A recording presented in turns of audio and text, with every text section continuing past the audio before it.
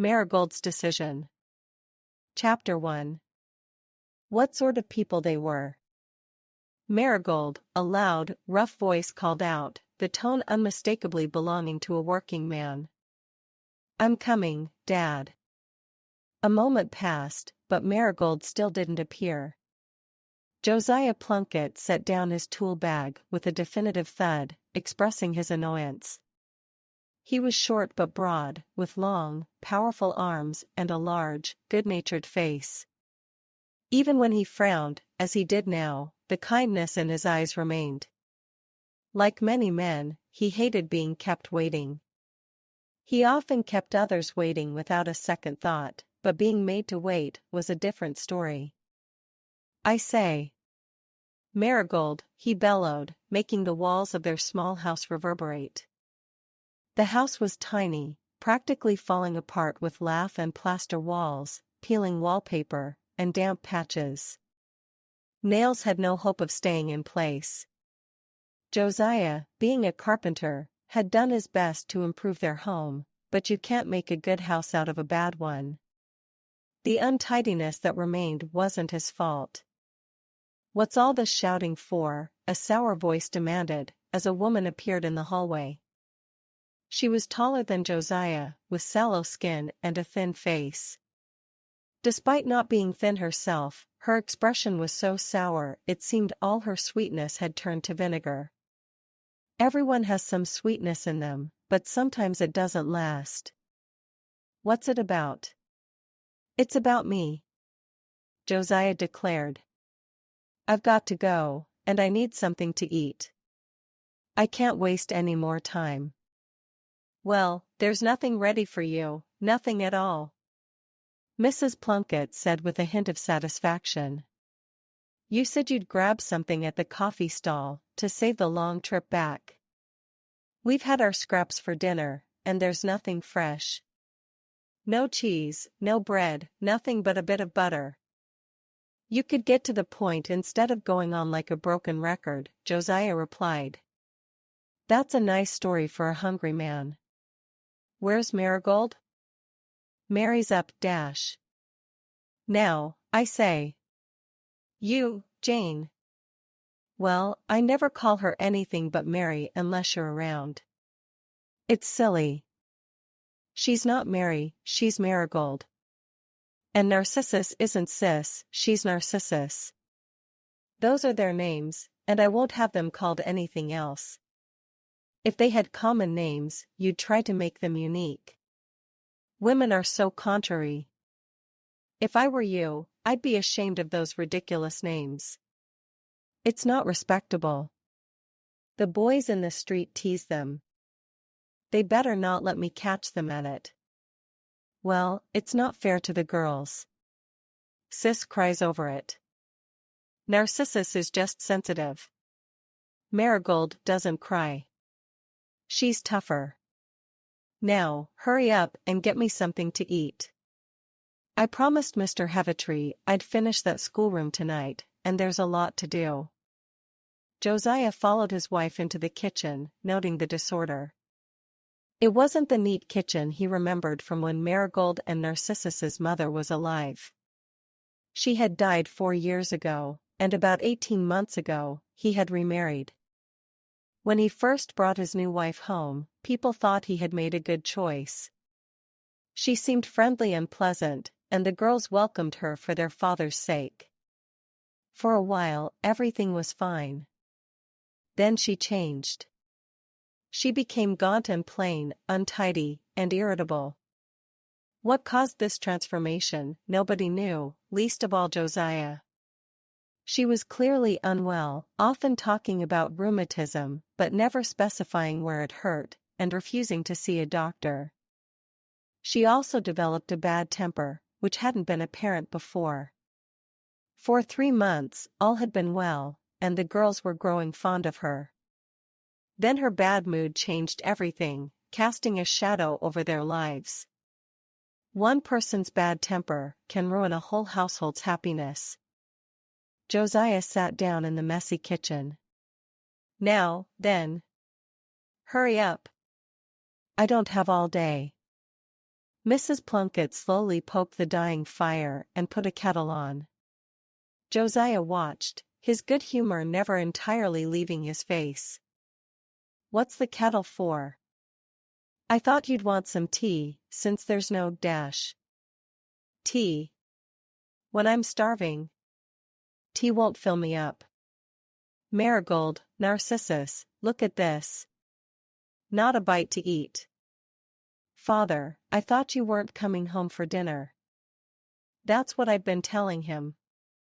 "And now he expects a feast?" "Well, I changed my mind. I need something more than tea." "How about some fresh eggs?" "The neighbors have plenty, and they'll lend me half a loaf." "Eggs don't take long to boil." "Good idea. Get 3 eggs and hurry." Marigold quickly returned with 3 big, brown eggs from the neighbors. Many in their neighborhood kept chickens. Why don't more people keep chickens? Josiah wondered aloud. We spend so much on imported eggs when we could have our own.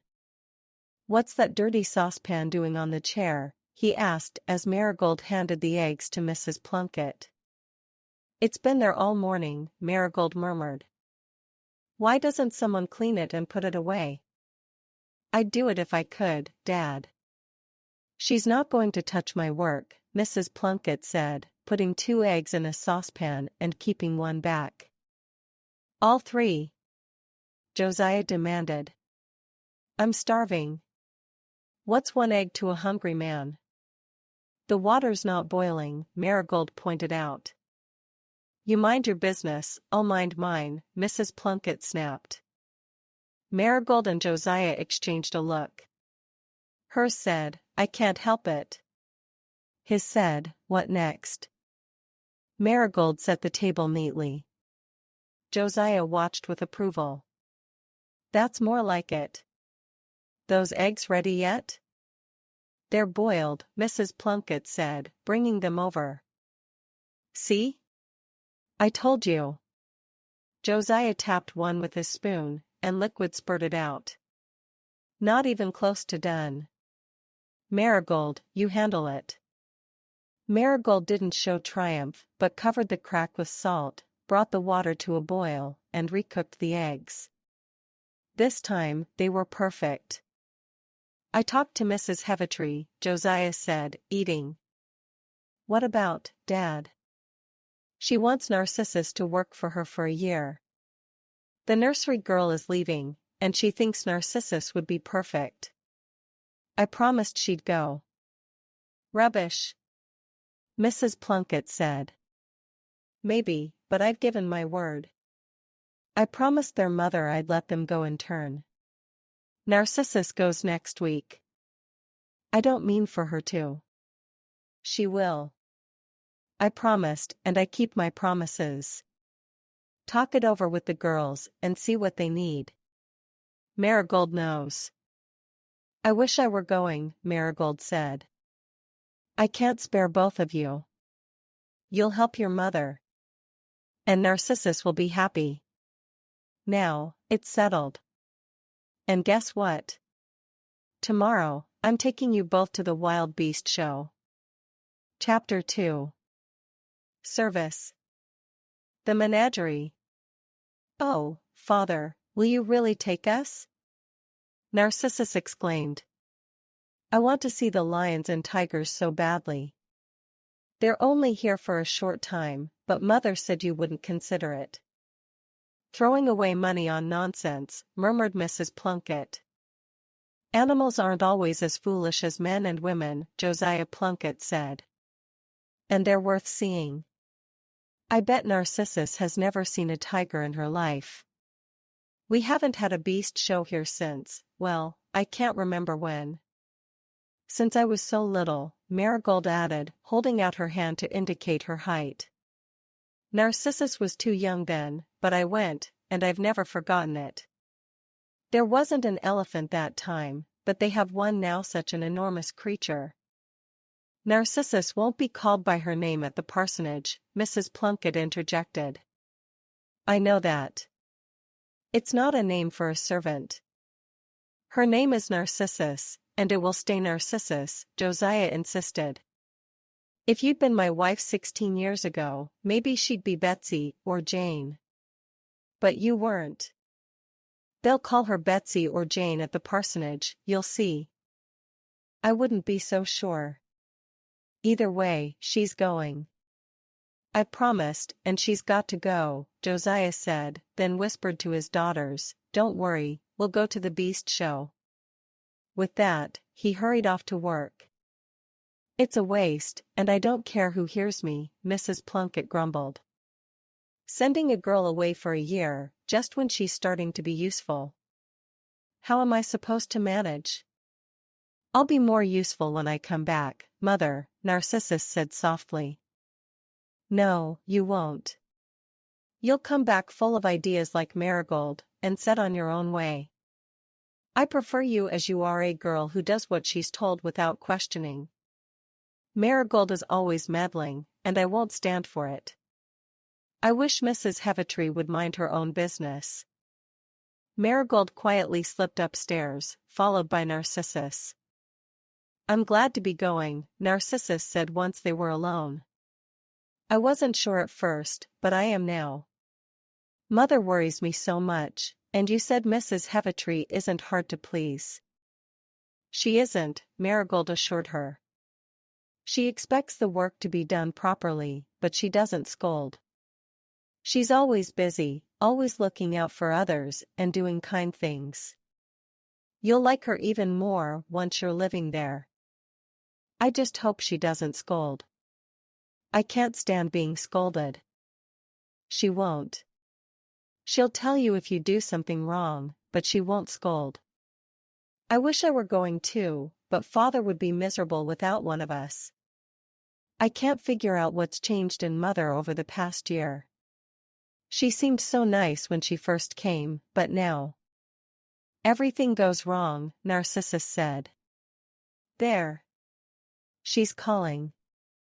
One of us has to go. I'll go, Marigold offered. You stay here. I'll run. She moved swiftly, her steps light and sure, contrasting with Mrs. Plunkett's heavy gait and Narcissus's limp style. Marigold's mother had been an efficient servant before her marriage and had trained her daughters well. No one can replace a mother's early training in cleanliness, order, and diligence. Without it, later training rarely fully takes hold. Mothers who let their children grow up untidy and lazy make it hard for them to become good servants, wives, or mothers later on. The Plunkett girls had benefited from good early training. They had always been clean and well-dressed, taught to mend, clean, and keep things in order.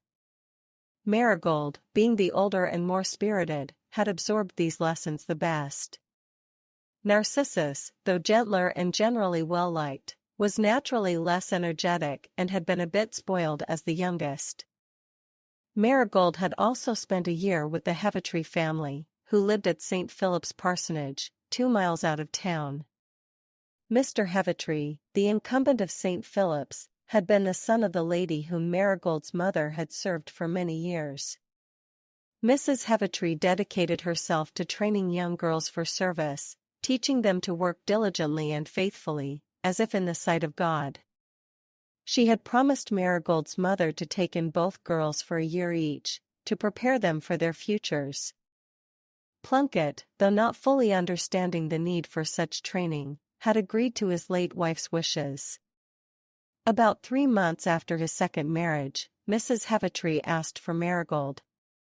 Plunkett grumbled but kept his word, allowing Marigold to spend a year at St. Philip's Parsonage. Mr. Heavitree, who had private means in addition to his modest stipend, was able to contribute significantly to his parish. He helped the genuinely needy, especially the sick and elderly, and made many improvements in schools and almshouses. His parish was often called a model parish, thanks to the Heavitree's dedication. Mrs. Heavitree, besides assisting her husband, made it her mission to train young girls. Despite the difficulties of managing young and untrained maids in a large household, she took them in, taught them, and sent them on to other places once they were ready. Marigold returned home 3 months before this story begins, to find a changed household. The 3 months before she left had been smooth, but now the home was filled with fretting, worry, and disorder. She had heard a little of this while she was away, but living it was different. The contrast between home and the parsonage was stark. At the parsonage, everything had been orderly and bright. Each person knew their duties and did them well. Returning to a home where everything was messy and disorganized was a shock. It wasn't the smallness or poverty of the house that bothered Marigold, but the lack of order and cleanliness. Marigold initially tried to restore some order, washing, cleaning, and tidying up. Her efforts, however, annoyed Mrs. Plunkett, especially when Josiah praised Marigold's work. Mrs. Plunkett began to oppose Marigold, saying she didn't want to be interfered with. Marigold was no longer free to tidy up and had to leave things as they were. This led to more tension, with Marigold speaking sharply and Narcissus crying, casting a shadow over the household. Chapter 3. Wild Beasts. As predicted, Plunkett was late getting home that night. He had a substantial amount of work to finish and was determined to complete it before heading home. Later that evening, Mrs. Heavitree appeared beside him as he worked. Plunkett had expected this after their morning conversation about Narcissus. She wasn't one to leave matters unresolved. "You went home for dinner, after all, Plunkett," she remarked. "Yes, ma'am. It's all sorted with my girl. She will come to me next week? Is your wife okay with it?" "I didn't ask her, ma'am. I said Narcissus was going." Mrs. Heavitree smiled, her practical demeanor softened by her kind smile. "Then I'll consider it settled. Another girl wanted to come, but she'll have to wait for the next opening. Narcissus gets first choice for her mother's sake. By the way, what's her middle name?" "Narcissus Plunkett." "That's it." Plunkett thought his wife had shown some shrewdness. "Is that all? You should have given her a practical name for everyday use. It doesn't matter in our house where she's known, but if she goes into service later, she'll be called Plunkett." "So, you're keeping Marigold at home for now?" "I am, ma'am. Couldn't get along without one of them. Marigold's a good girl. A thoroughly good and nice girl. We all grew fond of her. She is, no mistake. But Narcissus is my wife's favorite. She and Marigold don't get along well." "Is that so?" "That's unfortunate. Marigold must try to be patient with small difficulties. She's had her year away, now it's Narcissus' turn. I'll have a quiet talk with Marigold sometime and see how things are going. 6 o'clock sharp, I'll be home. Don't forget," Plunkett said at the end of their early dinner the next day. "Don't claim I didn't tell you and then dawdle around and get nothing ready." Plunkett's booming voice and authoritative manner contrasted with the twinkle in his eye. "More likely you won't be here till 7, Mrs. Plunkett replied. "I will be. Don't count on that and act accordingly. I'm taking the girls to the Beast Show, and it's half price after 6. We'll get our money's worth." "And we'll stay all evening?" Narcissus asked eagerly. "Why not? I don't do things halfway. Be ready. And you too, if you want to come," he added, glancing at his wife. "Not likely. You just want to get away with the girls," she retorted. Plunkett wanted her to come too, but only if she could put on a pleasant face. If she insisted on being sour, he preferred she stayed home. But explaining that was tricky, so he said nothing. "I'm glad Mom isn't coming, she'd ruin it all," Narcissus said later as she and Marigold ran upstairs to change. Me too. But I wonder if she wouldn't actually enjoy it, Marigold mused. I wonder if we should ask her again. Why, Marigold? Wouldn't you rather have Dad to ourselves? We'll have more fun without her. She'll just spoil everything. Father won't let her rush us home. But doesn't it seem a bit mean to leave her behind if she actually wants to come? Why doesn't she say so then? Maybe she thinks we don't want her. Well, we don't if she's going to be grumpy. Marigold continued buttoning her neat brown dress, saying nothing. I can't figure you out, Marigold. I wouldn't have thought you cared about her now that she's so cross. I don't. That's the point. I don't care, and I don't want her, and it doesn't feel right. Marigold's conscience was sharper and more active than Narcissus. Her independence and sense of fairness were stronger too. Zizi, it's not our fault. If she was different like when she first came. But when someone grumbles all day, it's hard to love them. I can't, and I don't. I don't see why you want her to come tonight. I don't want it. I just want to do the right thing. Leave that to her and Dad. She hates being meddled with. You'll just make her crosser. Marigold wasn't easily convinced. Something in Mrs. Plunkett's look when she sharply said, "All you want is to get away with the girls," had touched Marigold. Despite her bright and active demeanor, she had a tender heart. The thought had struck her, I wouldn't like to feel everyone wanted to get away from me. It had lingered with her all day. I'm going to say something, Narcissus, she declared just before heading downstairs. You'll regret it.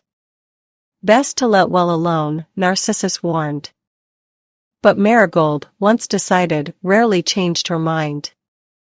Mother, wouldn't you like to see the wild beasts too? She asked a few minutes later. Mrs. Plunkett scrutinized Marigold, trying to understand her sudden question. You'll be bored alone. Why not come? It'll be fun for all of us together. To Marigold's surprise, a hint of softness crept into her mother's face. Well, I wouldn't mind. I haven't been anywhere in ages. A sigh of protest escaped Narcissus. There you go. Mrs. Plunkett snapped. Whenever I agree to something, I feel unwanted. Narcissus didn't mean that, not really, Marigold assured her. She couldn't, because it would be selfish, and Narcissus isn't selfish. You'll come, Mother? Then get dressed quickly. Father will be back in 10 minutes. I'll handle everything. Mrs. Plunkett hurried off, and Narcissus said despairingly, Now you've ruined it. No, I haven't. Did you see how she looked just for a moment? Like she did when she first came. I don't care. She'll be glum and sour there. Not if she's not upset. But everything upsets her. And I did mean I didn't want her. Then you have to start wanting her. If we keep this up, we'll be miserable, Marigold said firmly, setting the table for tea. I know she's difficult, and it's hard to love her, and she makes me so mad sometimes, but she has her rights. She's Dad's wife. Don't you see? I wish she wasn't, Narcissus muttered as Plunkett walked in. Ready, girls? He asked. Look, I brought flowers for each of you. I like my girls to look nice. Got your Sunday dresses on, that's good. Where's she? Mother's coming with us, Dad, Marigold said. Plunkett's cheerfulness dimmed a bit at this news. Is she? Thought she said oh well, it's fine. Tea ready? Marigold did it. Mother wasn't coming, and Marigold went and asked her, pouted Narcissus. And she was pleased, Marigold added. Marigold's a good girl, Plunkett said. A very good girl indeed. So there. We'll all go and have a good time. It looked hopeful they might. Mrs. Plunkett came down in her best dress and bonnet, almost smiling. Marigold thought I should see the show too, she said. And why not? We don't often get the chance. The lions and tigers, having dined not long before, were napping, looking as mild and sleepy as oversized house cats. I can't imagine one of those tigers carrying off an ox, Plunkett remarked, watching the cage. He looks so relaxed, just blinking. Doesn't even seem big enough. They say a tiger can pick up an ox, like a cat picks up a mouse, throw it over his shoulder, and it's no big deal. They say many mistaken things, a voice close by said. Plunkett turned to see an elderly gentleman with a military mustache and a placid expression. The proportionate sizes of a tiger and an ox differ greatly from a cat and a mouse. But a tiger can kill an ox, sir, Plunkett argued. Kill it? Yes, with a single paw swipe. And drag it to his lair. That's one thing. Tossing the ox over his shoulder is another. Even the largest Bengal tiger wouldn't manage that with a full-grown ox. Dragging is more usual. An unpleasant creature to meet in the wild, Plunkett remarked. He's quiet now, just like an enormous striped cat, Marigold observed. Cat-like in his behavior too, replied the gentleman. He recounted a story from India about an unfortunate man who fell victim to a tigress. The man's comrades, safe in the treetops, but powerless to help because they were unarmed, witnessed the tragedy. They saw the tigress playing with her victim, much like a cat plays with a mouse, teaching her cubs as a cat teaches her kittens. She didn't kill him outright but only disabled him. Then she'd let him run, and the cubs, kitten-like, would chase after him. If he showed any sign of escaping, the tigress would pounce and pat him down before letting him try again, only to be chased once more. That's a terrible story, Mrs. Plunkett said, shuddering. A small crowd had gathered to listen. And those men in the trees weren't English.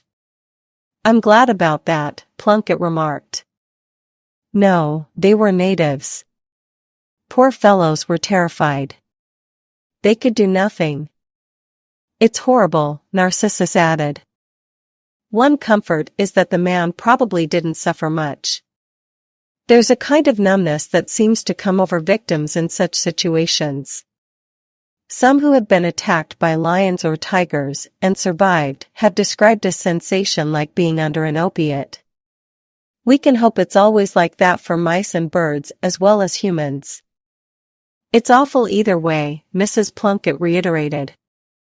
I don't blame those men for staying in the trees. I wouldn't have come down. Yet some men have faced lions and tigers without fear, the gentleman mused. Really? Asked Plunkett, just as Marigold said, yes, I know. That's General Heavitree, someone whispered nearby. Mr. Heavitree's uncle. Plunkett nodded in recognition as General Heavitree looked at Marigold. You know what? He asked. The early Christians, Marigold answered modestly. They weren't afraid to face tigers and lions, even if it meant being eaten, rather than give up their faith. Quite right. I'm glad you know that. But I was thinking of someone who faced lions in the wild, an African bishop from our time. Have you heard of Bishop Hannington? If not, you should read his biography. It's inspiring. He was in Africa and faced a lion and lioness with such courage that they didn't attack him. He had no gun, no weapons, just his bravery. He ran towards them, looked them in the eyes, and they fled. It's not the only instance of such bravery. A man can master a beast with his gaze, but he must be completely fearless. The moment he shows fear, it's over. I recommend you read The Life of Bishop Hannington. I wouldn't mind reading about the bishop, but I know I could never face a lion or tiger, Mrs. Plunkett said. The thought alone terrifies me. General Heavitree moved on, and the Plunketts headed to another major attraction, a huge, good-natured elephant. Neither girl had ever seen an elephant before. Oh, isn't he big? And isn't he ugly? What a strange trunk. And such tiny eyes. And, oh dear, what a red mouth. Look, father, when he lifts his trunk. Well, you have a red mouth too, Narcissus. But I don't have a trunk, father. That makes all the difference. Oh, look. What enormous legs like thick pillars. Chapter 4. A Visitor. Half the evening went splendidly, with all four of them enjoying themselves. Then, without any warning, a cloud descended. The girls recognized the expression that took over Mrs. Plunkett's face, what they secretly called her temper look, and all the joy evaporated. She began dragging her feet beside her husband, snapped at Marigold, silenced Narcissus, disagreed with everything said, refused to show interest, and finally insisted it was time to go home. But we can't. Father, do we have to? There are so many more animals to see. We haven't even seen the snakes yet, protested Narcissus. You'll do exactly as you're told, snapped Mrs. Plunkett. Do we really have to go? Pleaded Narcissus, looking to her father. Plunkett found himself in a dilemma. His wife was heading towards the main entrance with a determined air, and he knew she didn't intend to go alone. While he could be boisterous in the heat of the moment, his naturally good-natured disposition often made him compliant in calmer situations. Well, Jane he began to reason. We've been here long enough. I've had enough of these nasty beasts, and the girls aren't staying here alone. Maybe you'll sit down here and rest a bit while I take them around, Plunkett suggested. Maybe I'll do nothing of the sort, she retorted. But you'd like to see the snakes too, mother, urged Marigold, regretting her kind gesture earlier. The boa constrictor, you know, and the dash. I don't care. I'm tired. Much you all care about that. I'm not going another step, not for anyone. Come now, Jane. You don't want to spoil the girls' treat. You don't really, you know, coaxed Plunkett. They haven't seen half of it yet. Then they needn't. Mrs. Plunkett snapped. It's time to go home. But Narcissus's crestfallen face was too much for her father. Well, if you're set on going, you'll just have to go alone, he said, speaking gruffly to show some backbone. We aren't going yet, nor the girls. We've lots more to see, and you'll sit here quietly until we're ready. Mrs. Plunkett's face contorted. I'm not going to sit here like a naughty child while you three enjoy yourselves, she said, starting to cry as people around them began to stare. I'll stay with Mother if you like, while you take Narcissus to see the snakes, Marigold proposed, making a significant effort to be selfless. Now, you know that's all nonsense, Jane, protested Plunkett, aware they were being watched. Nobody wants to get rid of you.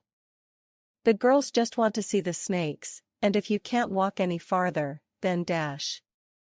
Mrs. Plunkett jerked away, grunting indignantly, and hurried towards the exit, still crying. Marigold half moved to follow, but stopped when the other two waited. It doesn't matter, Plunkett said easily. She's better off at home, and we'll find her there later. Maybe she's not feeling well, which makes people cross, you know. Anyway, I don't want you too disappointed. I promised you'd see everything, and you will. But shouldn't I go after Mother? Marigold asked, concerned. She'll be better off left alone for a while. Come on, here's the way to the snakes. You can't go now. Mother would be home before you could get there, and Father doesn't like us wandering the streets alone this late, said Narcissus. No, I don't, Plunkett agreed promptly. It's a bad habit for girls to get into, and I don't want my girls doing it. And Mrs. Heavitree wouldn't allow it either.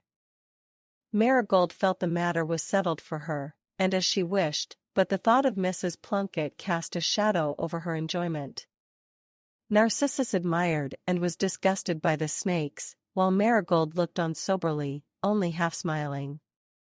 That one's a boa constrictor, Narcissus.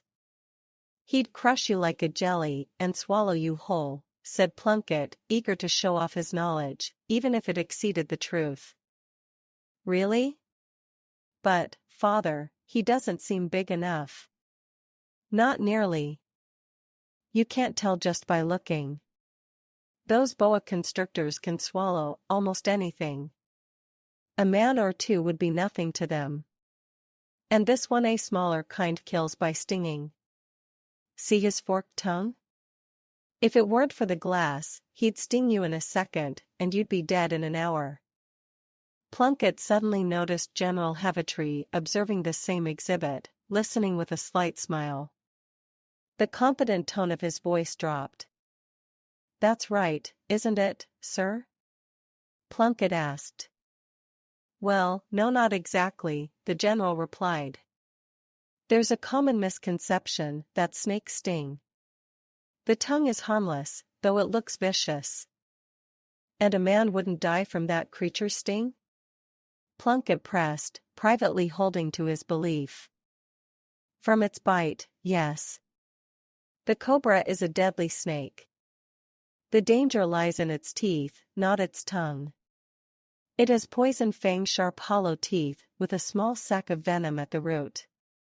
A single bite can be fatal.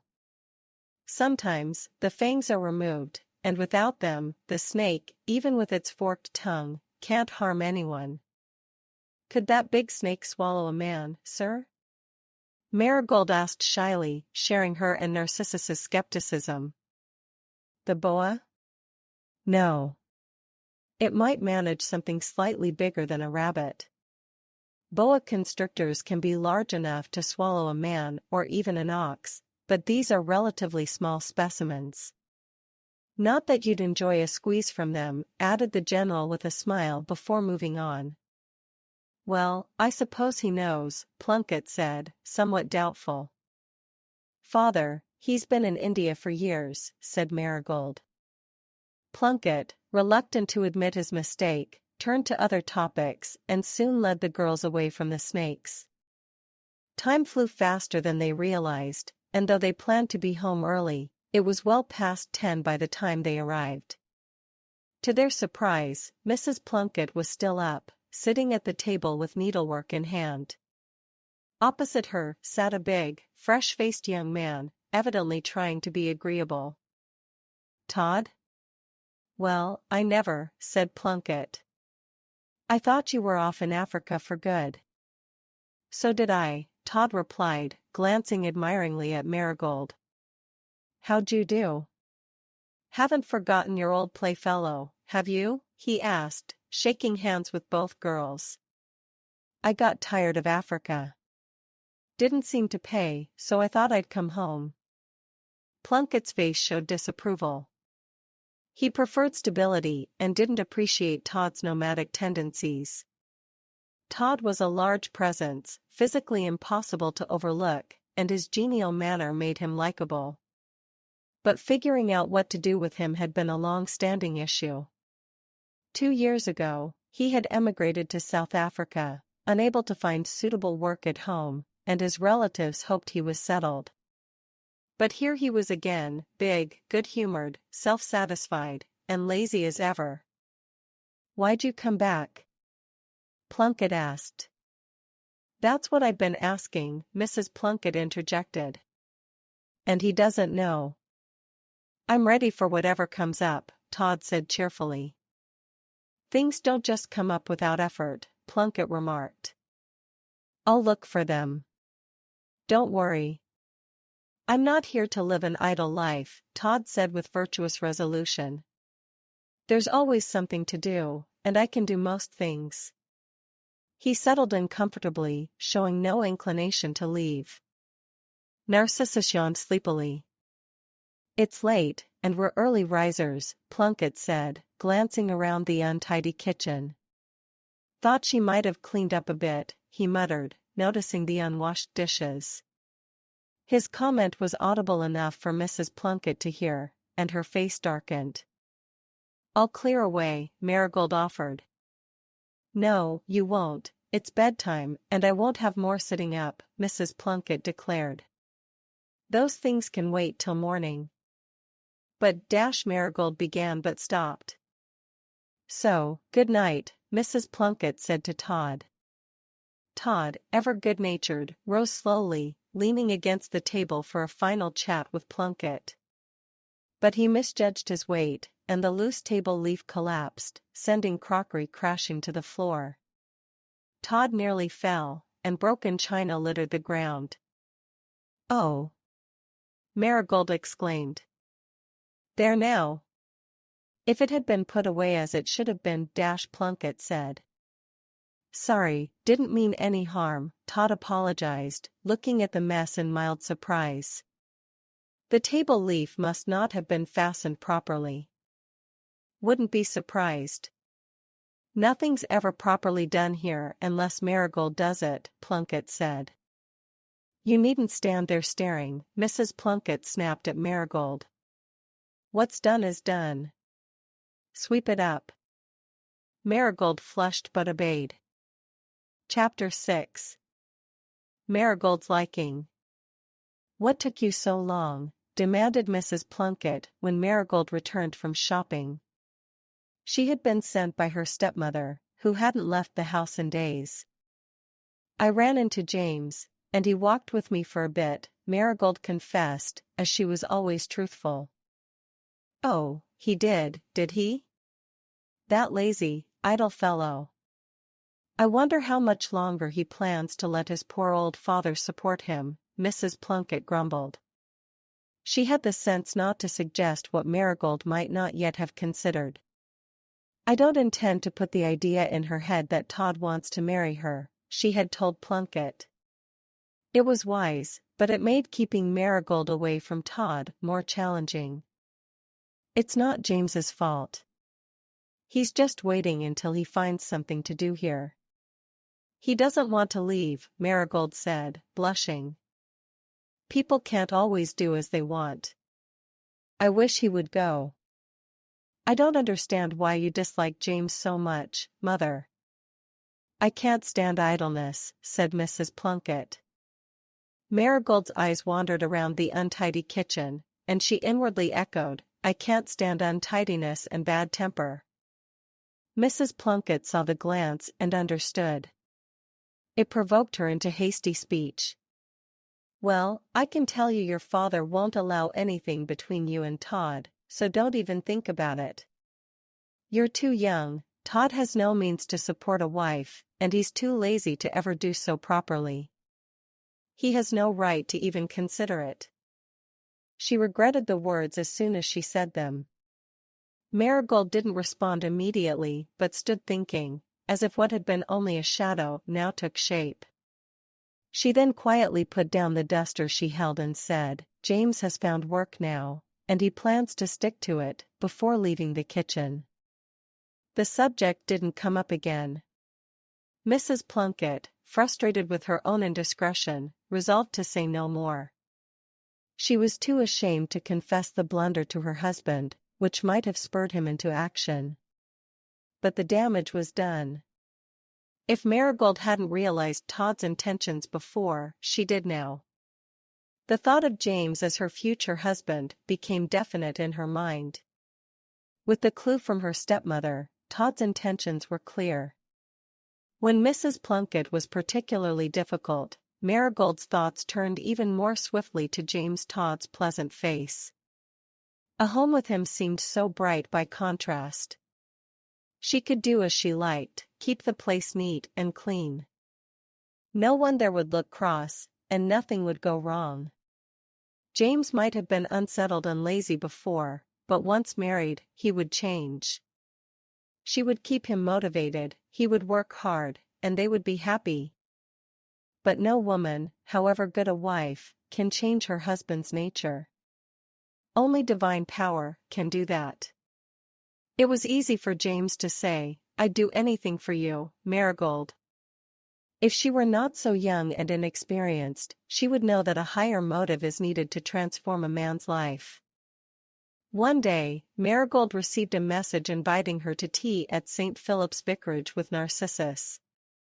This would be her first time seeing Narcissus since her training began, and Marigold was delighted. She hoped for a private chat with her sister about James since she barely mentioned his name at home. "I suppose your father will walk back with you," James said beforehand. He found ways to see Marigold often. "Oh, there's no need. I won't be late. Mrs. Heavitree dislikes girls walking alone late. Father will be busy. You won't leave early, and it's a long way." "I'll be there, you can count on it. I'll be somewhere nearby." Marigold hesitated. "I don't think Father would like it," she said. "Rubbish. Of course he'd like it. Maybe Mrs. Plunkett won't, and so what? I don't think I should go against her. Mrs. Heavitree says I shouldn't." "Well, you don't have to. If I choose to be there, you can't help it." Marigold's honest nature recoiled at this twisted logic. She knew it would be wrong to agree, but she couldn't bring herself to forbid him. Mrs. Plunkett had been especially irritable all day, and Marigold's patience was thin. She let the topic drop and asked, "How do you like your work?" "Oh, I quit that. It was more than I expected. I wouldn't have had a moment to myself. Now I'm thinking of working with horses. I like horses, always did, and I'm good with them." "But you're not likely to find that here," Marigold said, feeling disappointed. "Why not?" "Selby might need a new driver if one of his men leaves. I could take over. Selby's men have been with him for years. It's not likely they'll leave." "Well, they might. Or something else could come up. I'm not back in England to slave away. My parents are thrilled to have me home. I could find work any day, but there's no point in rushing. Once I find the right job, I'll stick to it. I'm afraid people will say dash." "Say what?" "Go on." "They'll say you don't stick to anything." "They won't say that when they see how long I stick to you." Marigold blushed, pleased despite herself. "But I do wish, dash," she started. "Wish I'd hurry up." "So do I. I wish the right job would turn up now." "Don't worry, I'll stick to it once I find it. Maybe I've changed jobs a lot, but I promise that's over. I'd do anything for you, Marigold." Marigold's objections faded. She was so anxious to believe everything would be fine that she ignored her doubts. When James asked casually, "What time will you leave the vicarage to come home?" she answered without thinking, "Oh, around 7 o'clock. Tea's at 5, and I usually stay a good 2 hours." The vicarage nursery was a large, low-ceilinged room with 3 windows, plenty of cupboards, walls covered in pictures, and a floor often strewn with toys. For children, ranging from 8 years old to nearly a baby, eagerly awaited Marigold's arrival. She was their favorite. They liked Narcissus, but Minnie, the eldest, would say, not as much as Marigold. Narcissus couldn't get near Marigold until the children were done welcoming her. Marigold noticed how well and happy Narcissus looked in her neat black dress and pretty white cap and apron. Her cheeks had a healthy color, and she seemed plumper. Marigold could see that Narcissus had adapted well to her new life and that the plan was successful. "Narcissus looks better than you, and she's always been so frail," declared old nurse, who had known both girls since infancy. It's the regular living, the good food, the fresh air, and plenty to do. Lots of girls thrive here. Aren't you well, Marigold? Asked Narcissus. Oh yes, but of course, there are worries. I know, murmured Narcissus. I'm glad to be out of it all. Out of what? Narcissus, tell us, cried Minnie, overhearing. Miss Minnie, I'm ashamed of you, said Nurse. What business is it of yours? The child quieted down, embarrassed, and Nurse added, I suggest you two wait. You can talk after tea. Nurse always says we're little pitchers, because we have big ears, said mischievous Polly, the next youngest. Everyone laughed. Tea was the merriest meal Marigold had enjoyed since leaving the vicarage. When it ended, Mrs. Heavitree came in for a few kind words. What are you going to do now? She asked. You and Narcissus will want to be together. How about you take your work out to the arbor at the end of the kitchen garden for an hour? Marigold, you brought some work, didn't you? Mrs. Heavitree disliked idleness. Marigold, smiling, produced a thimble. If not, Nurse can find something to keep your fingers busy. You can have a nice chat there undisturbed. Nurse said she would spare Narcissus. Of course, ma'am, Nurse added. The plan was promptly put into action. Chapter 7. Mrs. Plunkett's Trouble. Isn't that just like Mrs. Heavitree? Marigold remarked as the sisters settled into the arbor. Always thinking of others and planning for them. Do you like her now that you're here? I absolutely do. Everything you told me is true, and I'm as happy as can be. I wish I could live here forever. That's exactly how I felt. Yes, I know. At first, I thought it was odd of you. But I understand now. Everything here is so clean and nice, and everyone is so kind. But tell me about home. Is Mother still as cross as ever? Worse, I think. She has her bad days where nothing I do or say is right. And the mess in the house. It makes me miserable. Father isn't home as often in the evenings now, and I know why. He likes a tidy place to come home to, and she won't have things tidy. He can't stand the mess or her temper. Narcissus was silent for a few seconds. That doesn't seem she started. Doesn't seem what? Like our praying has done much good. Marigold blushed a little. Had she been praying steadily, following her own advice to Narcissus? This question came to her mind immediately.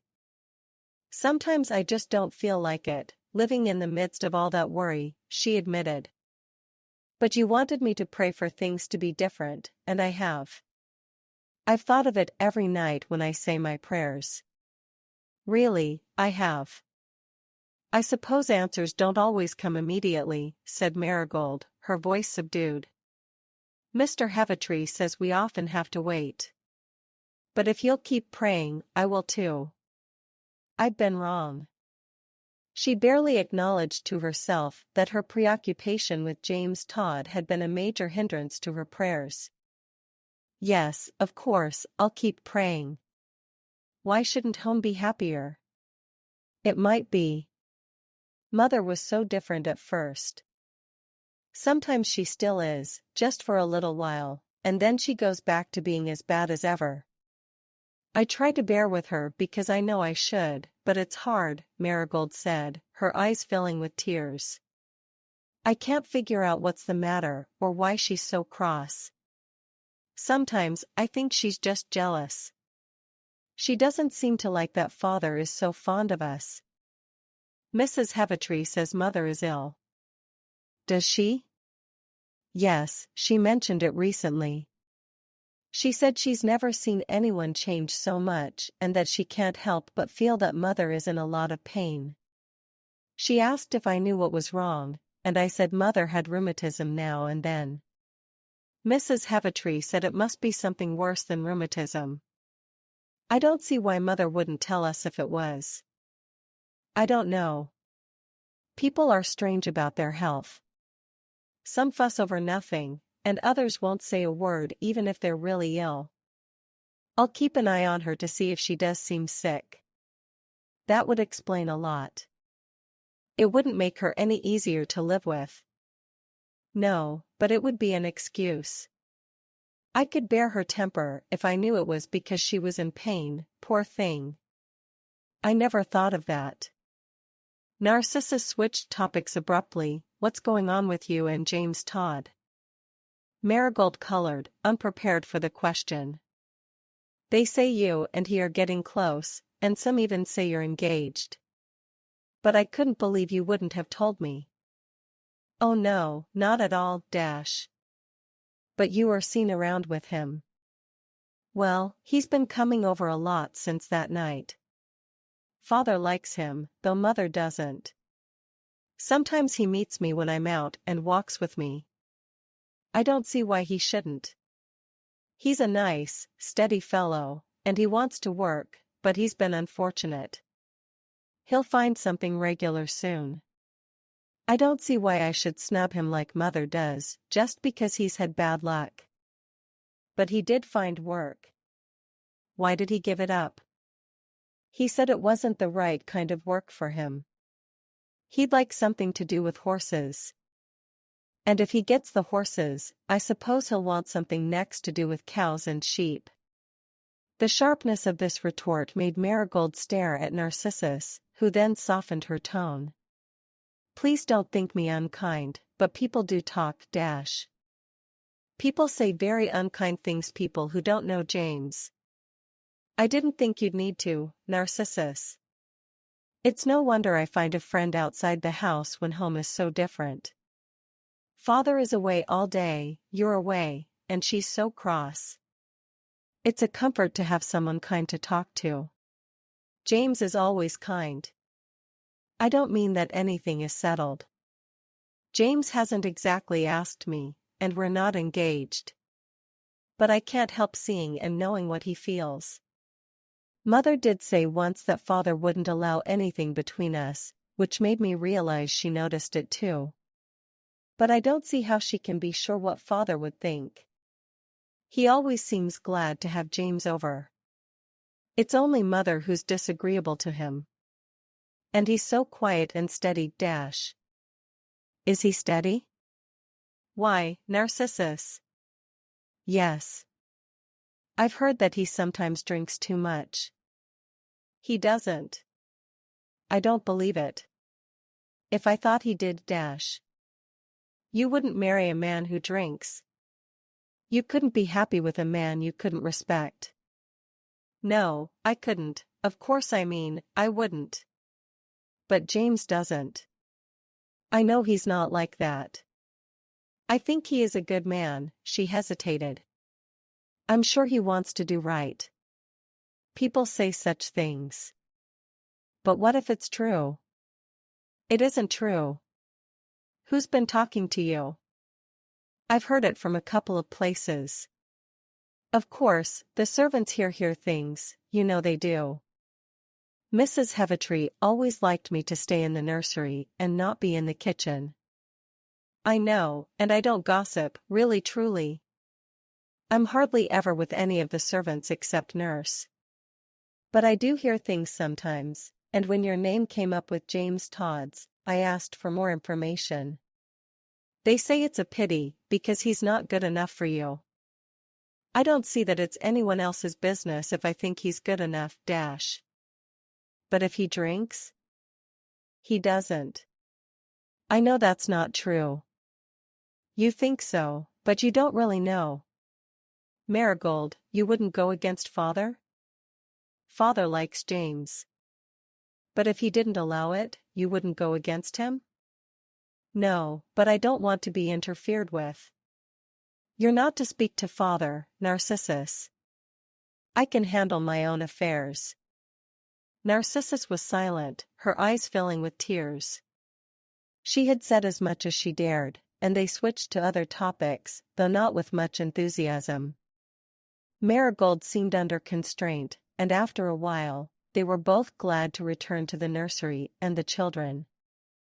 At 7 o'clock punctually, Marigold said goodbye, and Narcissus, watching from the nursery window, saw her joined by a big man as she crossed the little piece of common. "Oh!"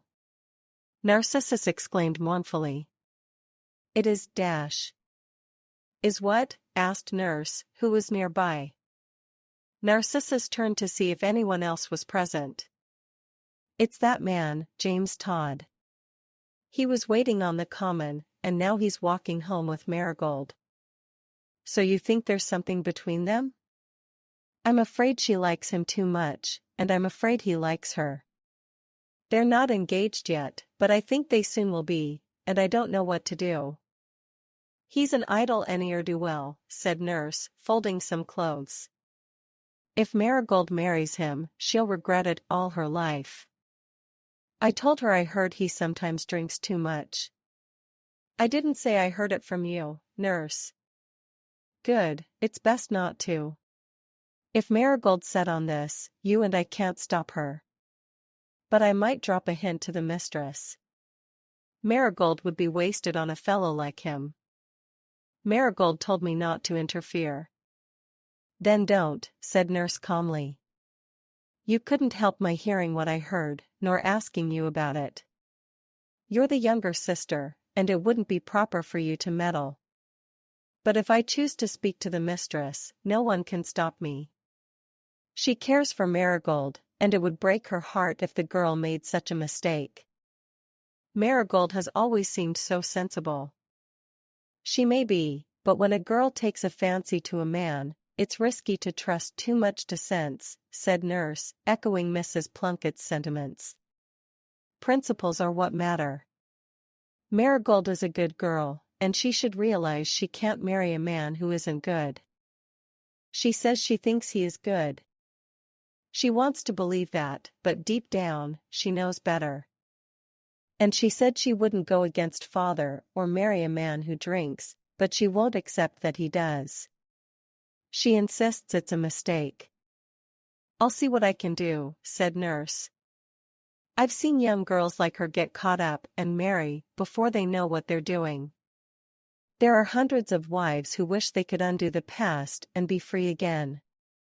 It's awful to be tied for life to a drunkard, a swearing man, or even a lazy one who expects his wife to support him. Oh dear. I wouldn't want that." "I don't think I'll ever marry," said Narcissus, horrified by the image. "Well, don't decide that now.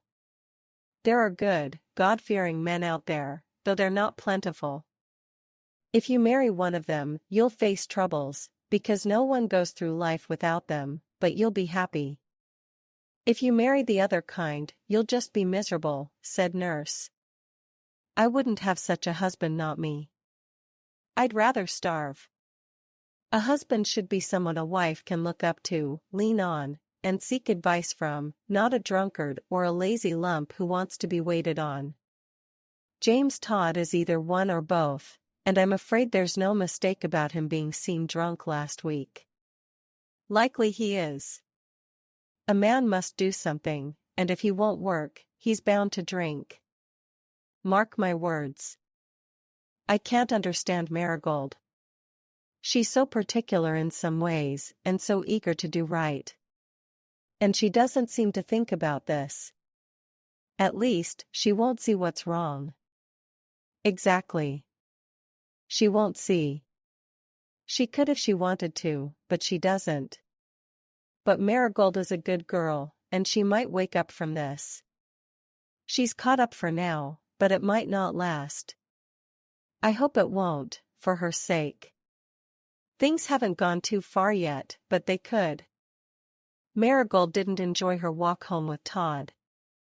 Her conversation with Narcissus, though seemingly ineffective, had awakened her conscience. Although she hadn't seemed convinced at the time, she knew Narcissus had spoken the truth. She knew her stepmother's warning had some basis. She knew her father didn't realize the extent of her interactions with Todd. Marigold would have scorned to lie, but she had kept silent about her frequent meetings with Todd to an extent she knew wasn't entirely honest and would have condemned in others. As Nurse said, Marigold was a good girl, with good principles and a strong desire to do right.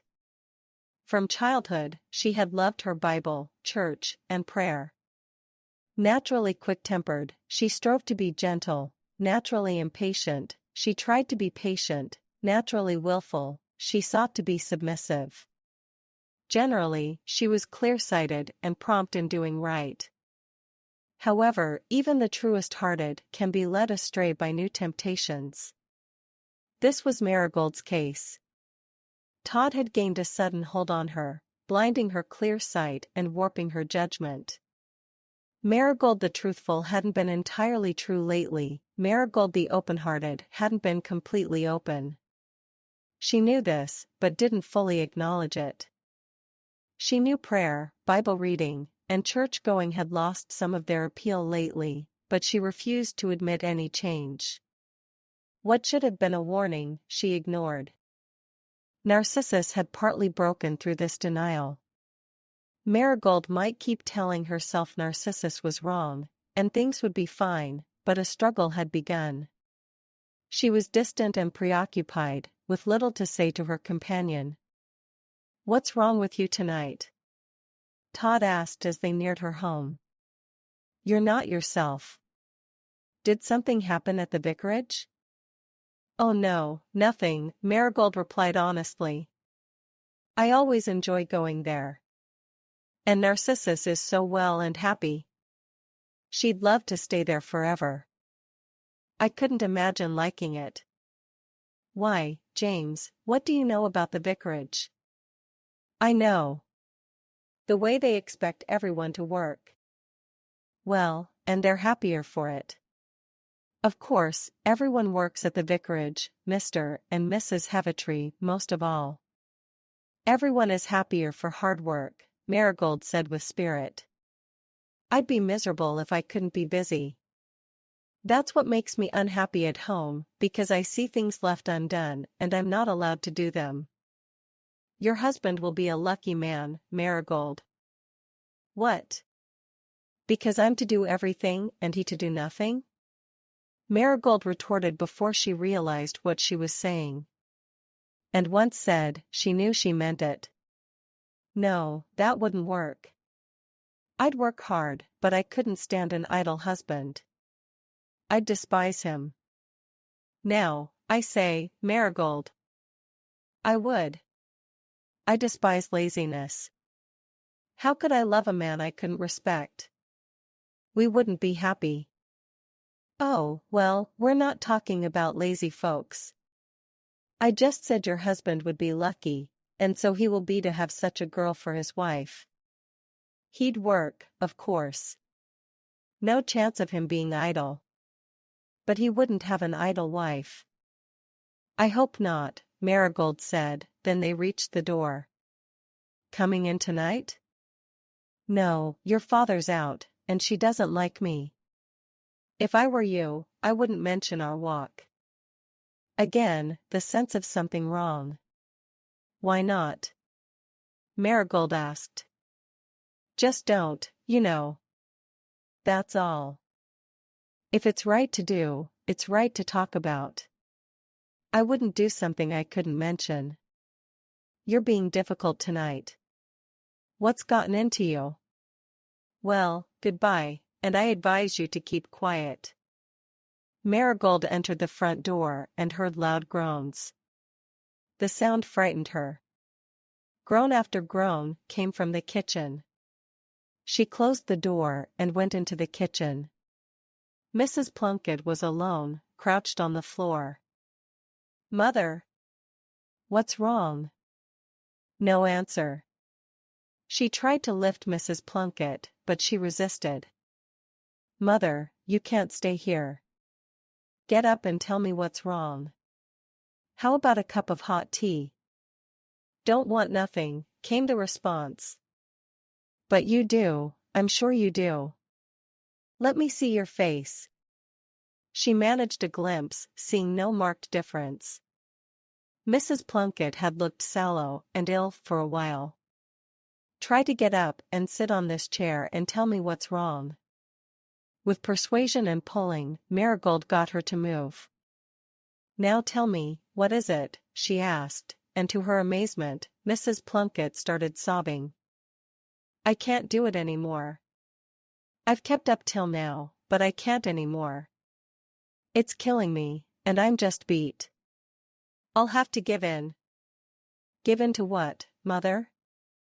The sobs continued. An impulse of pity and tenderness took over Marigold. She put her arms around Mrs. Plunkett and kissed her. "Mother, you'll tell me. I know something's wrong. It isn't natural for you to be like this. It's better to speak out, then I can help. I do want to be nice to you, if you'll let me. You're a good girl, and I believe you mean it." Mrs. Plunkett started to recover. "I know I've been cross sometimes. Who wouldn't be, with this to bear? It's not just the pain. Often, I don't know how to stand it. But it's the thing itself, knowing what's coming. I've had no rest since the doctor said what it was. I couldn't bear to speak. But you should have spoken. If you were ill, you should have let me help. Don't you see? I wish I had known. Where is the pain, and when did it start?" "It began not long after I married. At first, I didn't think much of it, then I knew something was wrong. I went to a doctor, not one from here, just a stranger passing through. Many people saw him. He told me what it was. He said I might need surgery, and I said I couldn't. I never could bear the thought. He gave me medicine, said it would help, but it didn't. I wasn't better. I decided not to tell anyone. Nobody knew. It's been hard, especially lately. It's gotten worse. Sometimes I can't move or breathe. Today was so bad, I couldn't bear it." "Mother, you don't mean it's Dash?" She whispered the dreaded word in answer. "He said if I didn't improve, I'd need surgery. But I couldn't. It wouldn't hurt. You'd be asleep and wouldn't know. I couldn't. But if it's the right thing to do?" Mrs. Plunkett shook her head. "I didn't think it would be such a relief to tell you. Narcissus would have been no help. She'd get scared and want to run away. I didn't know what kind of girl you really were. You'll know me better now. And you'll let me do things for you? Maybe you'll feel better." "No, I won't. There's no better for me. I know what it means, and I'm miserable." Marigold was silent before replying. "Mother, we shouldn't be miserable about dying. Not when God's Son came to die for us. It's better there than here, with him. I wouldn't want to go before my time if there was something I could do to be cured and refused." "You don't know anything, Marigold." "Well, we don't have to talk about it now, do we? You'll see a doctor and we'll hear what he says. Now, don't you think you'd better go to bed? I'll take care of Father." "I won't have Father told." "Not a word, until you say so." "Well, I don't mind going to bed. I've felt awful all day." Mrs. Plunkett dragged herself upstairs with Marigold helping. She got her stepmother into bed, tidied the room, shaded the candle from Mrs. Plunkett's eyes, and asked gently, "Anything else I can do?" "No." "You're a good girl, Marigold," came the tearful reply. "I want to be good, and you'll help me now. I'm sorry I've been so cross." "There. But I couldn't help it." Marigold kissed her and slipped away. Downstairs, she quickly put everything in order before Plunkett arrived. He glanced around, pleased. "That's more like it. If I'd known, I'd have been back an hour ago. Where is she? Mother's gone to bed. Eh? She didn't seem well, and I persuaded her. Shouldn't mind if you persuaded her again, with another satisfied look.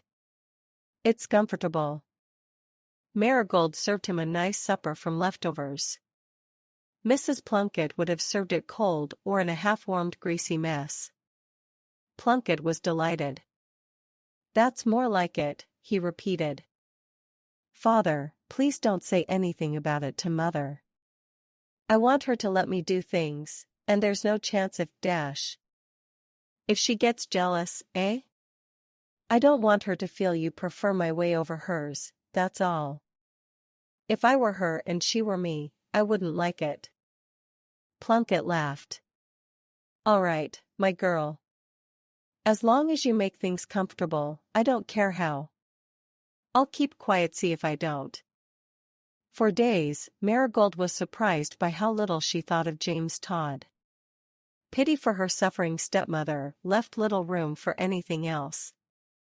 Mrs. Plunkett, having given in, made no effort to keep up and became a complete invalid. Everything was left to Marigold. She could clean, arrange, and cook as she liked. To her delight, the little house once again looked as it had under her mother's rule. Mrs. Plunkett ceased to resist, probably relieved from no longer fighting to do what she couldn't. With the end of the struggle, her irritability decreased. Plunkett noticed his wife's condition. I don't know what's come over you both, he said several times. For days Marigold evaded his inquiries, though she felt he should know. Then he came in at an unusual hour and found his wife suffering on the sofa. The truth slipped out under his pressure. Plunkett was deeply moved. Her ill temper had dulled his affection, but the reason behind it erased his vexation. Marigold hadn't shown greater pity than Plunkett did upon hearing the news, and Mrs. Plunkett cried. You're both too kind to me. But you must see a doctor, Jane, Plunkett insisted. No, I don't want doctors. Just peace. I can't stand what they'd say or do. Marigold can nurse me. That's all I want. Plunkett shook his head. That won't do, Jane. It wouldn't be right. Marigold's clever, but she's not a doctor. I can't let you go on like this. A doctor won't do anything without your consent, but I need an opinion. I'll ask Mrs. Heavitree who'd be best.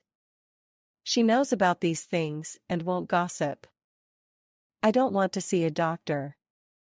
I'd rather not, Mrs. Plunkett pleaded. Then you'll do it for my sake and Marigold's, not your own, said Plunkett. Father, Mrs. Heavitree asked me to visit tomorrow. Shall I ask about a doctor while I'm there? Do, my girl. I won't spare the expense, as long as it's within my means. I've saved enough for such an occasion. Plunkett left, and Mrs. Plunkett said, I wish he wouldn't, I don't want to see anyone. Only if it's right, Mother? Mrs. Plunkett sighed. A thought flashed through Marigold's mind. Had she always attended to what was right? If it's right, Mother, she repeated. I couldn't go to a hospital, I couldn't, and I wouldn't. If I must die, I'd rather do it quietly here. But, Mother, suppose you're not meant to die yet? Suppose you're meant to get well and that's the way? You don't know what it is. No, I only said suppose. It could be, couldn't it? You wouldn't want to make your life shorter if God meant it to be longer, would you? But if I shouldn't survive? People don't always. And I'm not ready. I couldn't bear to die suddenly. Marigold, I'd be terrified, she shuddered. Marigold sat down, leaning over her. Mother, there's no need to be scared, she said. Why should you be frightened when you know Jesus loves you and died for you? He loves you now, just as much. I don't feel anything, only fear.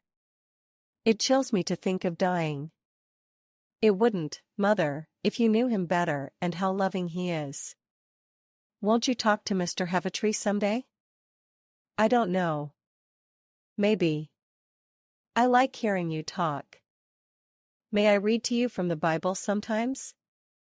I wish you would. I'd like that. My eyes are so weak, I can't read much now. And I'd like you to talk, too, just like this. A sense of unworthiness crept over Marigold as she reflected on the past few weeks.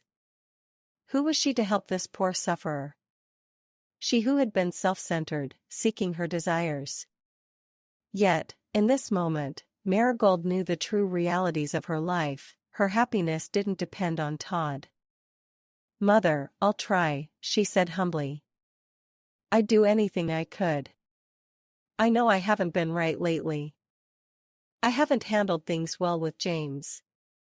But I won't continue like this, I promise. And if you'll let me read to you, it might help us both. It's easy to forget sometimes.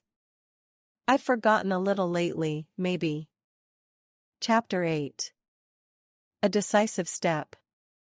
I want to have a little talk with you today, Marigold, said Mrs. Heavitree. Narcissus is out with the children, and you can see her later. Come into my boudoir now. I wanted to speak to you too, ma'am, said Marigold, following her into the room. Which first? Asked Mrs. Heavitree, smiling. I suppose our subjects are hardly the same. What is yours? It's about my mother's health, ma'am. Ah. I suspected something was wrong. She never said a word until the other day when I got home from here. I found her in such a bad state that she couldn't keep it in any longer, and then she told me. Marigold gave the details, adding, Mother doesn't want to see a doctor, but Father insists she must, and he thought perhaps you'd advise us. She ought to see one without delay. I think I can help you. My brother, Dr. Wilton, a London surgeon, is coming to stay with me next week for a few days. He is particularly skilled in such matters. You must have seen him once at the Vicarage. I have visits from him occasionally. No? You think not? Well, tell your father, but not Mrs. Plunkett. She would only get nervous beforehand. I will bring him in one day, and she will like him before she knows he is a doctor. He has a very kind manner. Then he can look into her health and tell us what he thinks. I can't thank you enough, ma'am. Father will be so glad. You can thank me by listening now to something else I have to say. Can you guess what it's about? Marigold shook her head, though the thought of Todd did cross her mind, and when Mrs. Heavitree mentioned his name, she felt no surprise. It's been said lately with how much truth you know that you and Todd are engaged to be married, or at least likely to be engaged. We're not engaged, said Marigold, flushing. He's been in pretty often at home lately. And your father approves of it? Father likes James. Mother did say one day that he wouldn't approve, but I don't see how she knew. Probably your father had said so to her. I don't know, ma'am. I don't see why. He's always pleased to see James. To see him as a friend. That may be. Todd is a pleasant young man, I believe. But is he a good man? I'm sure he wants to do right, said Marigold rather faintly. If he can do it without trouble to himself. He does want to get work, ma'am. But he has had work offered to him again, and he keeps to nothing. Marigold, I want you very much to look this matter in the face bravely. I don't even ask whether Todd is a man of high religious principle, because, unfortunately, I know he is not. Marigold opened her lips, then shut them again. I ask only, is he steady and hardworking? Is he one who could be expected to make his wife happy? I think he's steady, said Marigold, not as confidently as when she had spoken to Narcissus. I'm afraid not always, said Mrs. Heavitree gently. My husband has twice come across him lately, the worse for drink. Marigold said nothing, but her downcast face showed what she felt. I know you too well to believe it possible that you could ever be happy with a drunkard for a husband. It would be impossible. Life would be one long misery. And the habit is one which grows upon a man fearfully unless nipped in a very early stage. He says he'd do anything for me, faltered the girl. He would not give up drinking for you. He would not keep steadily to hard work for you. He does neither now, even for the hope of winning you, and if once you were his wife, you would be powerless. He would go his own way, and you would have to endure. Do you think I have not seen it, scores of times? Every girl thinks she can reform the man she wants to marry, and it is only after marriage that she finds her mistake. I want you to know it beforehand. But James isn't a drinking man commonly, urged Marigold. Those 2 times he might have been overcome, but he doesn't usually drink, ma'am. I've never seen him that way. And if he had a good wife and a nice little home, you are trusting to a rope of sand. If once a man has put his foot on that steep slope, it takes far more to hold him back than a wife or home. God's grace alone can do it. Besides, what chance is there that Todd can ever have a nice little home? Unless he were to work steadily, such a home could not exist. Probably he would expect you to work, and what sort of a home does that mean? An idle husband and a toiling wife, not to mention neglected little ones. A wife and mother cannot do everything. She cannot support the household, make a comfortable home, and train her children all at once. I am speaking very plainly, because girls do not think or look forward, and I want you to think, I want you to look forward. Marriage is no light matter. You enter upon it for life till death do you part. And it is not a question only about you and Todd. You know as well as I do what marriage will probably mean.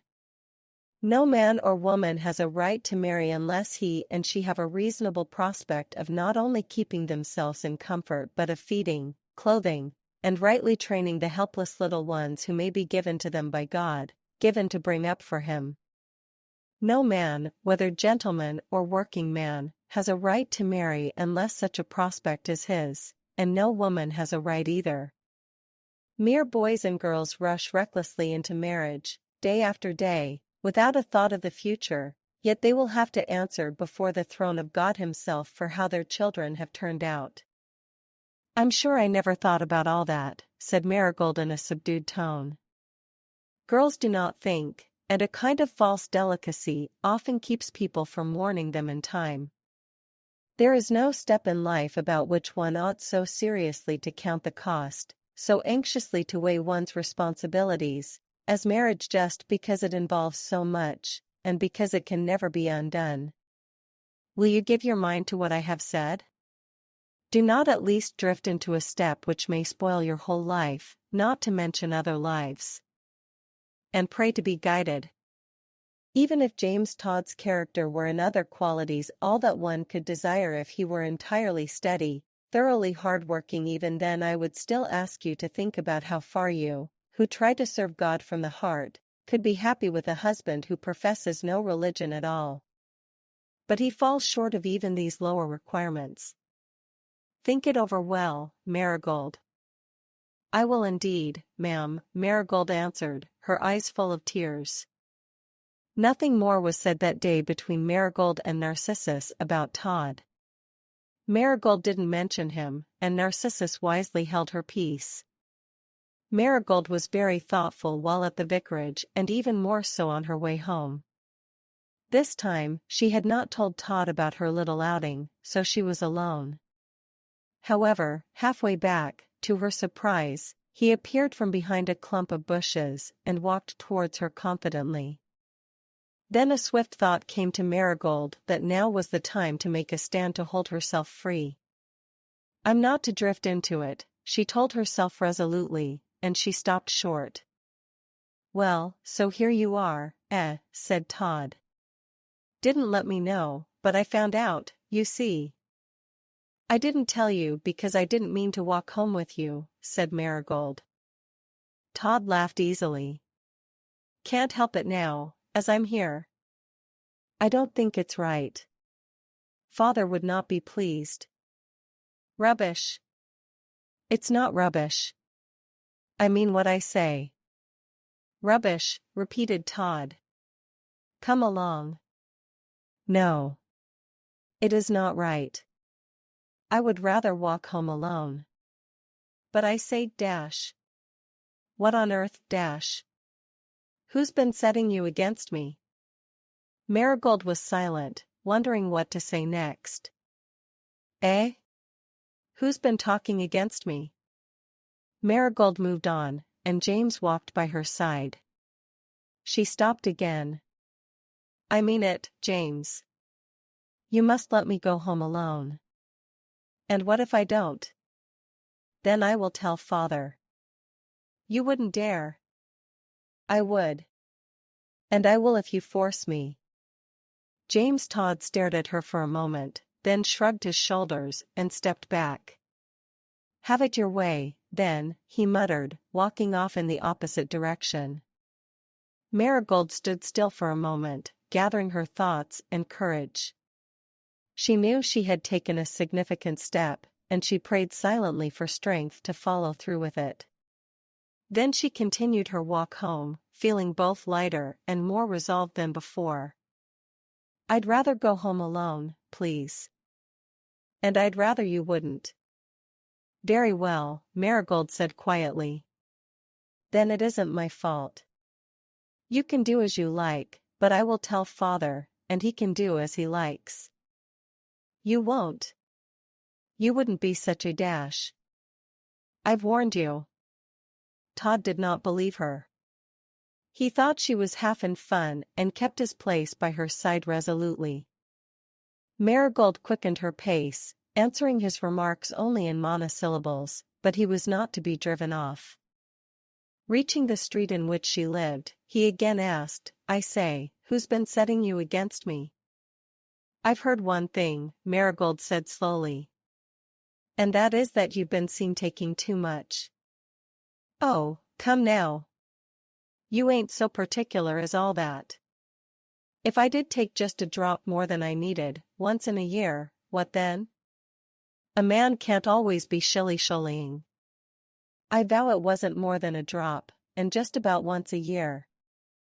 Or once a month, said Marigold. Then she looked straight at him and said firmly, I'd sooner do anything in the world, I'd sooner die than marry a man who was on the way to becoming a drunkard. Now, Marigold. What nonsense you do talk. I mean it, said Marigold. She had trembled a little at the beginning of their talk, but now she trembled no longer. I would sooner die. It's all the fault of those straight-laced folks up at the vicarage, meddling with what don't concern them. They are the best friends I ever had. It isn't meddling, and it does concern them because they want to see me happy. And don't I want you to be happy? You know I'd do anything in the world for you. Don't you, now? I'd promise faithful never to touch a drop of anything again if that would make it all right. You wouldn't keep your promise. I swear I would. James, you are not to speak so. And it's no use. You promised me faithfully that you would stick to work, the next that came in your way, and you threw it up the first thing. I'll stick to it yet, as soon as I get something to do. Suddenly, Plunkett turned into the street and crossed over a little way in front of them. Marigold at once called, Father. You shut up, said Todd, not too civilly. Father, repeated Marigold, and he stopped. It's you, is it, said Plunkett. He did not think much of seeing the two together, merely supposing that they had just met, and Todd remarked, Fine day. Father, James has walked with me all the way from the common from half over the common. I did not want him. I've let him do it before, and I was wrong, and I told him not to today, and he would come. Well, why not, said Todd sulkily. Plunkett looked from the one to the other. I told him I would tell you, and now I have, said Marigold. Then she went indoors, leaving the two together. Plunkett presently followed, to find her alone in the little kitchen. What's all this? He demanded. Father, I thought I ought to speak about it. Mother said once you wouldn't be pleased. And I wouldn't listen. But Mrs. Heavitree's been talking. And I thought I ought. Marigold's voice failed. An idle fellow like that. You've too much sense to care for him. Plunkett stared as Marigold burst into tears. Eh? You don't mean to say you like Todd? He's been nice to me, and I do like him, sobbed Marigold. But Mrs. Heavitree says he's not. Not the sort to make a girl happy? No, I should think not. He's smooth-spoken, and when you've said that, you've said all. I wouldn't see you marry Todd not for anything you could name. I told him he'd best make himself scarce, and he said it was all a mistake, he'd no notion of marrying nobody. Oh. Marigold's cheeks flamed. That isn't how he's talked to you, oh? I should think not. Father, I did think he was one who would speak true. Well, the best thing you can do is to see no more of him, said Plunkett decisively. There's no sort of dependence to be put on Todd. He's not fit for you, and you're a deal too good for him. And what's more, you'll never marry him with my will. So the sooner you can forget him, the better. I've said enough to stop his looking in here again in a hurry. And I'm sure you'd need be grateful to Mrs. Heavitree for the trouble she's taken. Marigold's thoughts reverted to the beginning of her vicarage conversation. There's something else too, she said, something you'll be glad of. Mrs. Heavitree said I'd best not speak to Mother, but I might to you. Then she told Plunkett about the doctor who was to arrive at the vicarage and about Mrs. Heavitree's kind intentions. Chapter 9. Not so bad. Todd's dismissive claim that it was all a mistake and that he hadn't meant to marry anybody deeply wounded Marigold's pride but also helped her move on. Had he shown genuine sorrow, she might have felt more attached to him. But now, Marigold's sense of self-respect came to the forefront. Unlike some girls who lack self-respect, Marigold possessed a strong sense of dignity. If Todd considered his interest in her a mistake, she would ensure no one thought she wanted him. If he didn't care for her, she wouldn't care for him. Though she still harbored some feelings, they were not as deep as she had expected. Todd had won her liking, but not her deeper emotions. If the relationship had continued, it might have developed into something more. For now, it was mostly about wounded vanity and escaping home troubles. Fortunately, those home troubles were decreasing. Marigold's focus shifted to caring for her stepmother, leaving little room for thoughts of Todd. Mrs. Plunkett, suffering from pain and depression, experienced a significant decrease in irritability after confiding in Marigold. She stopped trying to keep up with the household chores and allowed Marigold to take over, leading to a much more peaceful home environment. I'm sure I can't think however it was you seemed so different, Marigold, till these last few days, Mrs. Plunkett said one afternoon. Mrs. Plunkett had not come down until midday and was in pain, but her face, though drawn, had softened. Why, nothing I could do pleased you, and yet you're as good to me now, Mother. Why, nothing I could do pleased you, Marigold responded, surprised. Mrs. Plunkett looked puzzled. I'm sure I don't know, she said. I used to feel so dreadful bad, I didn't know how to drag through the days, and I could have flown out at anybody. The day we went to the beast show, oh, dear. Part of the time I could get along, and then the pain came on, till it turned me sick, and I didn't half know what I was about. And the thought of going home all alone, oh dear me. Mother, if you only had told. We thought you were just cross and vexed about something, said Marigold, tears in her eyes. I wasn't. I thought it as nice as could be of you to ask me to go, and if only I could have kept on, but it did seem hard, when I felt so awfully ill, to have all of you thinking of nothing but those snakes. And the pain was so bad. Oh, Mother, if you only had told me.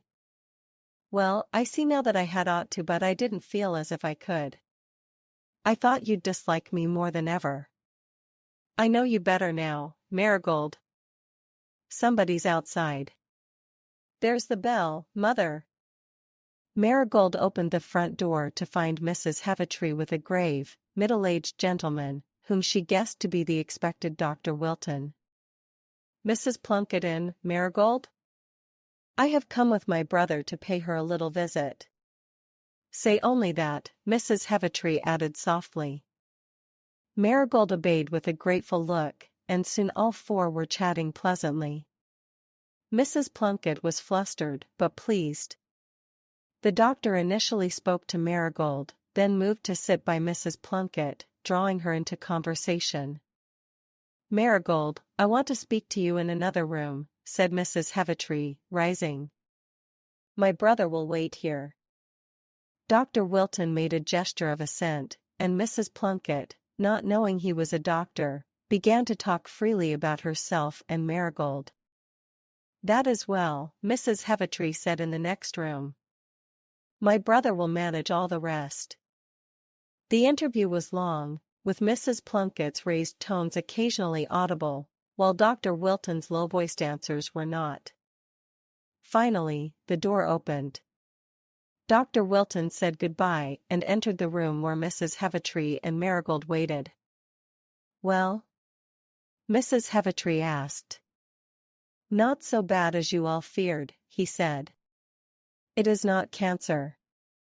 Oh. Marigold clasped her hands. A severe case of a tumor, which must be removed. But once removed, she may enjoy good health. I have little fear of its return. So the former opinion was a mistake, said Mrs. Heavitree. Yes. You don't know who she went to see? She told me. Not a medical man at all, just a passing quack. Extraordinary how people will take anyone's opinion on such a question. Will she submit to the operation? Mrs. Heavitree asked, and Marigold's face echoed the question. At first, she said no. I reasoned with her. There is some risk, but there's every probability she would bear it well and enjoy excellent health afterward. If she continues as she is, life cannot be extended much beyond a year or two. And she gave in? Entirely. She will, of course, go to the hospital. I will see her again before I leave and have promised that you and her daughter will make all arrangements. I don't know how to thank you, sir, said Marigold, with difficulty. It is so very, very kind. The doctor smiled and left, and Marigold hastened to her stepmother, who was sobbing. Not as I mind. 'Tain't that. Mrs. Plunkett said. It's the relief. I never knowed what a weight it was on me, till now it's gone. Why, I feel as if anything else was nothing, almost. I did say I'd never go to a hospital and be in the hands of all them doctors. But if they're like Dr. Wilton, I'm sure I won't mind. He is kind. I never saw a kinder person, not in all my life. And understands like as if he'd got it himself. Oh, dear me. To think it isn't that, after all, and to think I may be quite well again. Yes, I'd bear something to get strong as I used to be. And he says he thinks I ought. It ain't but little risk, he says, and t'other way, if nothing is done, it means death. He don't think I'd ought to throw away my life if there's a good chance of saving it. And I said I'd do what he thought right. Oh, Mother, I can't tell you how glad I am. Well, I do believe you are, said Mrs. Plunkett. I do believe you won't be sorry if I get well. A while back I'd have thought you wouldn't have been best pleased, not any of you. But it's different now. And I don't mean to get back into crossways, nor to vex your father, nor to have things all in a mess, no more. It is nice, the house being kept tidy, as you do now, and I'll see and go on with it. I'm sure you will, said Marigold affectionately. And you'll let me be a help to you? You ain't going to marry that Todd? No. Never, said Marigold with firmness. Only the evening before, she had seen Todd reeling down the street in a tipsy condition, a shameful sight. He had shouted rudely after Marigold. And with burning cheeks, she had thought, that is the man I would have married. No, never. Never. If her mind had not been already made up, this would have settled the matter. I'm glad. He wouldn't have made you a good husband, I know that. And you're too young, ever so much too young. When I come home, I'll like to have you with me. She paused and added, if I ever do come home. Mother, Dr. Wilton didn't seem afraid.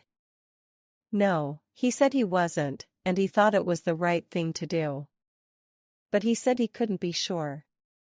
People don't always get through, only he'd great hopes I should.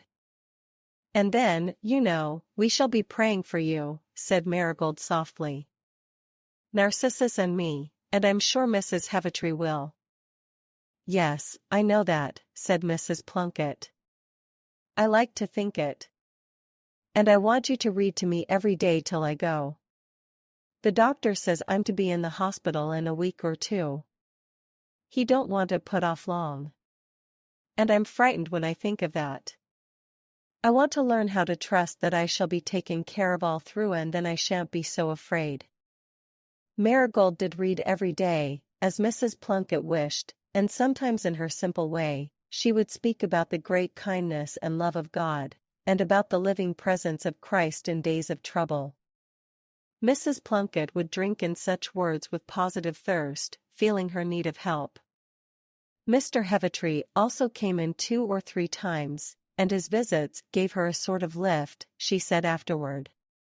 One way or another, comfort seemed to be sent just when it was most needed, and as the day drew near, when she would have to leave home, her dread distinctly lessened. She actually went at last with a smile on her face, and Marigold's first visit to the hospital, 2 days later, found her the cheerier.